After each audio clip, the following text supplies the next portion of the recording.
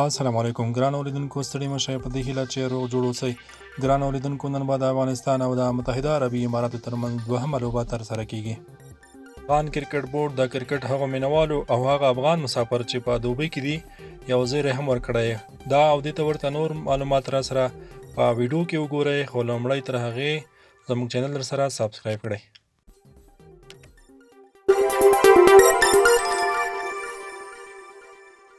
بیا هم ستړي مشئ ګران اوریدونکو نن د افغانستان او د متحده عربي اماراتو ترمنځ دوهمه لوبه ترسره کیږي د افغان کرکټ بورډ چارواکي وایي چې د دې لوبې لیدلو ته هلته میشت افغان مسافر او د کرکټ مینوال کولی شي چې د لوبې د لیدلو لپاره بغیر له ټکټه میدان ته ورشي ترڅو لوبه له نږدې وګوري او خپل لوبغاړي تشویق کړي د دواړو هیوادونو ترمنځ د 23 ورځو لوبو نن دوهمه لوبه ترسره کیږي چې لومړۍ لوبه افغان لوبډلې ګټلې وه افغان لوبډلې په خپله لومړنۍ لوبه کې متحده عربي اماراتو ته په 5 وکټو ماتې ورکړه د لوبې ټاس افغان لوبډلې وګټه چې د متحده عربي اماراتو لوبډلې ته د بیټینګ دعوت ورکړ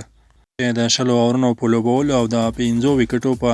تاوان سره 142 هدف افغان لوبډلې ته وټاکه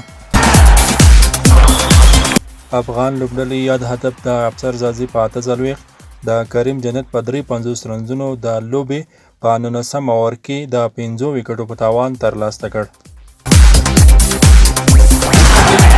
د افغان لوبډلې له لوري کپتان راشد خان په 4 اورونو کې د 34 رنزونو په ورکولو سره 2 وکټې ترلاسه کړې او عظمت الله عمرزي په 3 اورونو کې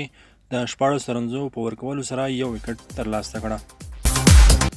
ګران اولیدونکو دا وه زموږ نننۍ ویډیو که ویډیو مو خوښه شوې وي ویډیو در سره لایک او زموږ چینل سره سبسکرایب کړئ تر بیا د الله په امان تاسو ټولو ته ښه وخت